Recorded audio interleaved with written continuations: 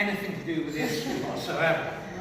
So, once we get below 170 to around about 130, this is what we call the heads of our mixture. So this is going to have a really strong acetone smell. It's going to taste really, really harsh, really, really nasty. This is what we call the Bacardi of our mix. Once we start getting down to close to 110, we're going to start tasting it. We're going to start losing that acetone smell. It's going to start tasting better and better and better. Eventually, it's going to be absolutely delicious. Pure, sweet, lovely rum. This is the hot mixture. The heads we're going to put into our old Budweiser barrel, and we're going to deal with that in a minute. 250 gallons we started with. We're now pumping, dripping pure hearts out of here. We're going to end up with about 20 gallons of pure drinkable rum out of the 250 that we started with. Once we start getting to around about 110 proof, we're going to start tasting it again. It's going to start turning bitter, it's going to start getting a real whiff of rubber. Smell like a brand new tire in a tube, something like that. So we know as soon as it tastes a little bit bitter, it's time to cut it out. We've run out of our hearts, and we're starting to get into the tails. With the tails, again, the same as the heads, there's good alcohol in there.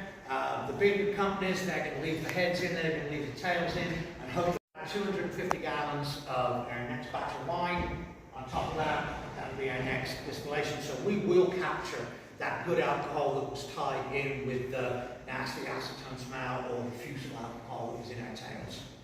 So what we're left with is our 20 gallons of hearts. Some of this will go straight into a bottle at 120 proof and be our platinum level. We don't sell much of that. Some of it will have water added to it. It'll be bottled as our Virgin Coastal, 86 proof. We do sell quite a lot of that. But the vast majority of it will go into a barrel and start the aging process. We can make our clear rum any day of the week. It takes 5 to 7 years to make an aged rum, so obviously most of it's going to go into a barrel. So all our barrels are brand new American white oak. The white oak comes from Wisconsin. It's milled and sent to Louisville, Kentucky. We buy exclusively from Calvin Cooperage. They're the same barrel makers that make barrels for Maker's Mark. All our barrels are charred to a number 4 char. This is considered a heavy char. This is about as heavy as it gets, actually. Now, we don't do this to give us any flavor. We don't do this to give us color. What this char does is it opens up the wood grain. Now, we're going to go back to it being really hot in here in the summer, really cold in the winter. When it's super hot back here, it opens up this wood grain even more, allows the rum to flow deep inside the wood itself. In the winter time, the opposite happens. It closes up this wood grain, pushes the rum out. So we age minimum 4 years, usually 5 to 7, so anywhere from 8 to 14 seasons of that rum flowing in and out of the wood grain. That's where we pick up our vanilla, that's where we get our caramel flavor from, and that's where we get our distinctive dark color. Up on the rack, it's aged for a minimum of 4 years. That means it's tasted for the first time at 4 years. We don't have a 4-year rum, a 7-year rum, a 10-year rum. We have one rum. The barrel tells us when it's ready, not the calendar. So it'll be tasted at 4 years. Occasionally, we'll have a barrel that's going to be ready. But most of the time, it'll be marked and the distiller's going to say, okay, put it back up for another 6 months, or he'll say, we're going to try to get in 2 years.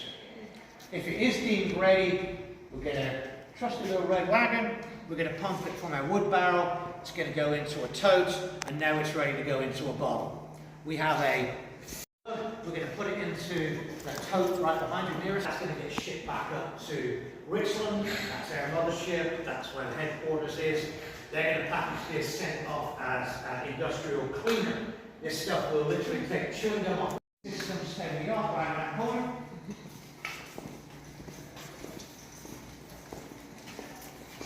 Oh. It looks rather simple, looks like a wooden workbench, but it's as fancy as we get around here. We have a bottling machine that allows us to bottle one bottle at a time. It'll just pumps it up, pumps it into a bottle, old-fashioned cork, put a cork in, shrink at the top, heat gun, just like Craft's class. We put a label on it. If this is the end of the day, we're trying to keep it on straight. We're going to run rum all day.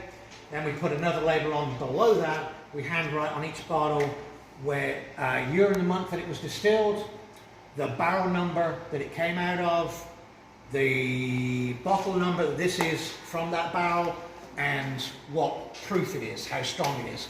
We pay on how much alcohol we produce, so we pay more taxes on one that's 120 proof than we do on one that's 86 proof. So that's about it.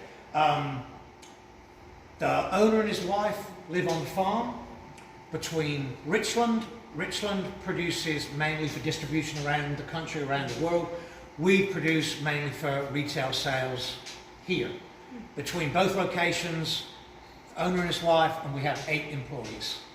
So it doesn't matter where you are in the world, you see a bottle of Richland rum, one of us 8 have had our hands all over that bottle. We all chip in, do fermentation, distillation, bottling, we all do tastings, we all do tours, we all sweep the floors and clean the bathrooms. Wow. So, an artisanal company, not an industrial one. We do everything the slow, hard way. The results come out in the end. Our rum is night and day different from anything you're going to see in a liquor store. All that burn that associated normally with liquor, we don't get any of that. The way we produce it takes us 14 to 16 hours to do one distillation. We come in the next day, it takes us 6 hours to run a solvent through and to clean the stills before we can do another run. It takes us 10 working days to go through one tote to make 2 barrels of rum. The big boys are producing in column stills, run it hot and fast, 24 hours, 7 days a week. It's just not the way we do things. There's an answer to, we don't have a board of directors that are worried about their profits. We have one owner that's worried about the quality of the rum that we produce. That's it. So do y'all have any questions? Ask a big one if you like. What part does the guitar play? I'm sorry, that's Buddy. He's the rock and roll singer around here. Nothing to do with me. I can barely play the radio. What do you do after? We can get more flavor in 2 years in a brand new barrel than they can get in 10 in a used bourbon barrel, because that bourbon already has all of the vanilla, all the caramel from that white oak barrel. It's an awful lot cheaper to age in a used barrel than it is to age in a brand new one. It's about $250 compared to $1,200 for a new one. Oh wow. Math. Wow. Yeah. Control or keep track of each barrel. We know when it was distilled, when it's going to be ready, when it needs to be tasted next. Downtown, took over 8 buildings in downtown Richland. 7 years later, we opened this location. Yeah. Do you know what it was before? It's been many things. This